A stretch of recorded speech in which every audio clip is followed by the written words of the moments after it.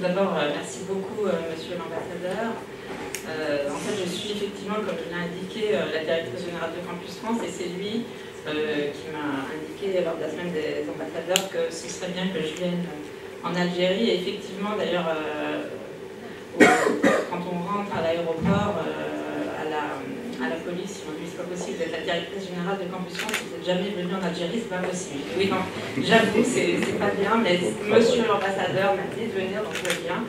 Donc je voulais évidemment remercier l'ambassadeur, je voulais évidemment remercier Grégoire Tournol, donc le conseiller culturel, qui fait un énorme travail. Je voulais évidemment remercier ici le directeur de l'Institut français. Et je veux évidemment remercier Herveline, donc qui est la responsable Campus France à Algérie, et puis toutes les équipes de Campus France qui sont ici, puisque comme l'a dit l'ambassadeur, l'Algérie c'est évidemment un pays très important pour la France. C'est un pays majeur. Nous accueillons effectivement, nous sommes le premier pays d'accueil des étudiants algériens, avec plus de 32 000 étudiants algériens en France, dont en fait nous accueillons autant d'hommes que de femmes algériens. Donc c'est intéressant, et pour 90% d'entre vous, en fait, vous étudiez, vous allez à l'université. Également, il y a un réseau d'alumni très important, puisqu'il y a plus de 32 000 alumni sur France Alumni Algérie.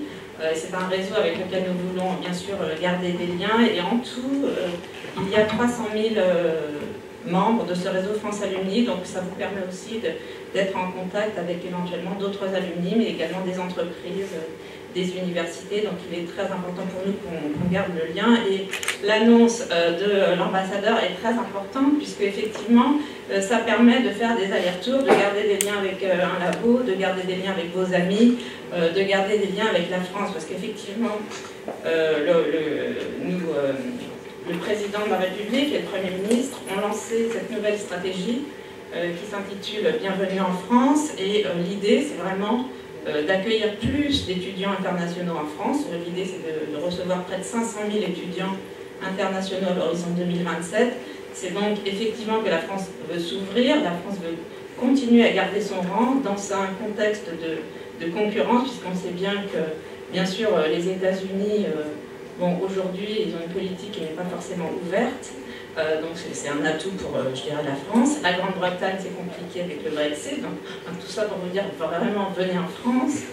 Juste devant nous, enfin, également, il y a l'Australie, mais nous sommes le premier pays francophone à attirer des étudiants internationaux. Simplement, effectivement, il y a de nombreux compétiteurs, la Chine, le Canada, et puis, effectivement, l'Arabie Saoudite, la Turquie, etc. Donc il était important que la France ait une stratégie pour faire venir plus d'étudiants internationaux. Premièrement, il s'agit de labelliser, donc nous labellisons, Campus France labellise les établissements d'enseignement supérieur français.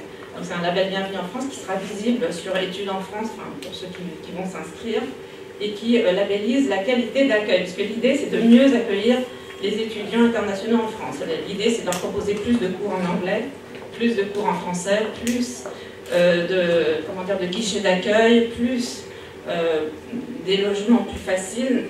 Donc, voilà, l'idée c'est de mieux accueillir les étudiants internationaux en France. Ensuite, effectivement, il y aura peut-être des frais différenciés, mais qui font qu'on demande uniquement un tiers des coûts à l'État. Enfin, l'État prend en charge les 2/3 du coût, et les étudiants paieraient un tiers, ce qui fait que la France reste le pays le plus bon marché, avec la meilleure qualité d'enseignement supérieur.